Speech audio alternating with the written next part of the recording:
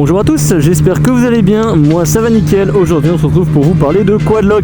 Qu'est-ce que Quadlock? Eh bien c'est simplement ceci, donc ce petit support de téléphone que vous pouvez voir actuellement et qui est disponible dans toutes mes précédentes vidéos moto. Vous avez été des centaines à me demander quel était mon support de téléphone malgré qu'ils sont en description. Et bien je vais du coup vous en faire une vidéo. Un grand merci à la marque du coup Quadlock qui m'a envoyé ce produit et qui peut également vous faire bénéficier d'une réduction de 10% avec le code SCRAT sur tout le site qui sera du coup en description. Vous allez pouvoir acheter n'importe quoi. Bien sûr, si vous regardez cette vidéo, ce qui vous intéresse c'est le support pour la moto, mais vous pouvez en acheter pour la voiture, pour le vélo, pour courir. Il y a à peu près de tous les choix et pour tous les téléphones. Donc j'espère que cette vidéo va vous plaire, elle ne sera normalement pas trop longue. Si c'est le cas, comme d'habitude, n'oubliez pas le petit pouce bleu, le commentaire. Dites-moi d'ailleurs ce que vous utilisez comme support de téléphone, si vous avez un Quadlock ou une autre marque et lequel est pour vous le meilleur. Pour moi c'est Quadlock et pour beaucoup aussi. Et on va du coup le tester dans cette vidéo. Et avant de continuer le test en moto, je vous montre un petit peu comment il arrive, comment il se monte. C'est vraiment très simple et surtout comment mettre et enlever son téléphone. Et je vous parle un petit peu des différentes fixations pour différents téléphones, comment ça se passe.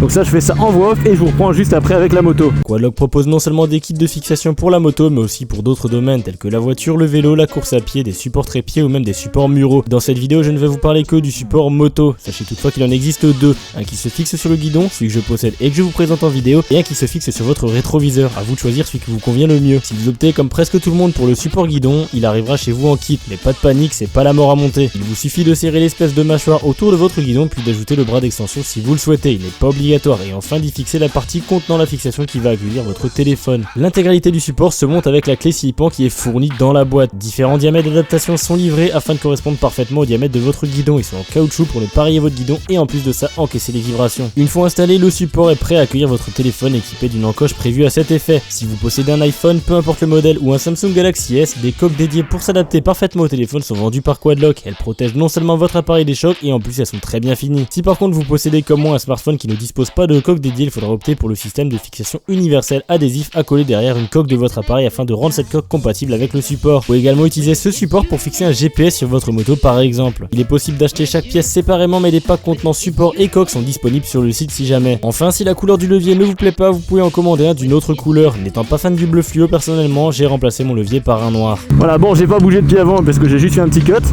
Donc ce support, en gros, l'avantage c'est comme dit avant, vous n'avez pas besoin d'avoir de housse de protection. Une fois qu'il est enlevé, eh bien le téléphone, enfin le guidon n'est pas encombré par une espèce de housse qui reste sur le guidon. C'est vraiment un tout petit truc. Vous pouvez également changer la couleur, comme montré en séquence vidéo.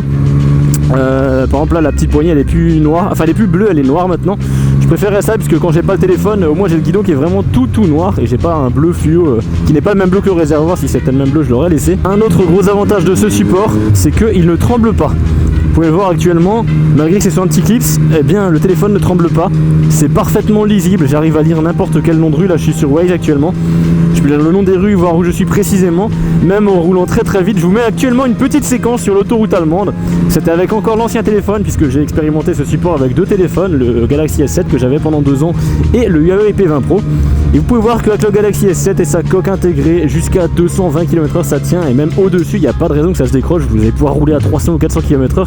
Il n'y a aucune raison que le téléphone s'envole, et il ne tremblait pas plus quand j'étais à 200 que quand j'étais à 110. C'est ça qui est vachement génial avec ce truc. L'accessoire qui va au top avec ce support, ça n'a rien à voir avec Quadlock, c'est simplement ce petit truc. Donc c'est une prise USB, là je l'ai pas mise parce que j'ai encore 37% de batterie, mais si jamais je suis en galère de batterie, je branche simplement un petit câble que j'ai acheté sur Amazon qui mesure 15 cm, donc il fait pile poil la longueur, il ne gêne en rien la direction du guidon.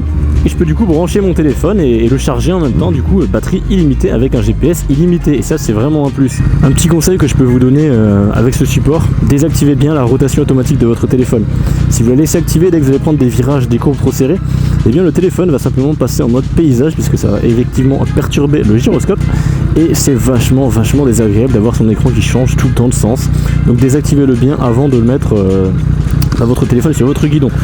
Moi chez moi c'est systématique parce que je n'active jamais la rotation, ça économise la batterie de ne pas activer le gyroscope. Mais si jamais vous l'activez souvent, pensez bien à la désactiver lorsque vous montez votre téléphone dessus. Bon, j'ai à peu près tout dit sur ce support de téléphone, il n'y a pas besoin d'en faire une vidéo qui va durer 20 minutes, c'est juste un petit test d'un petit bout de plastique.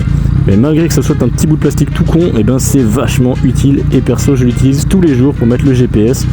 Vous avez également les appels qui s'affichent dessus si jamais vous avez besoin de décrocher un appel quand vous l'avez dans la veste.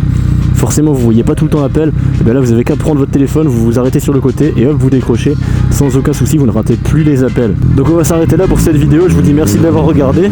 Si elle vous a plu, le petit pouce bleu, le commentaire, dites-moi si vous allez prendre un quadlock ou non. Sachez juste que je ne touche aucune commission sur n'importe quelle vente si vous utilisez mon code, c'est juste un code pour vous faire plaisir que j'ai demandé à la marque, mais j'ai aucune commission dessus, tous les fonds reviennent à la marque. Voilà pour ceux que ça intéresse de savoir ça. Je vous dis merci d'avoir regardé, je vous dis à la prochaine, ciao.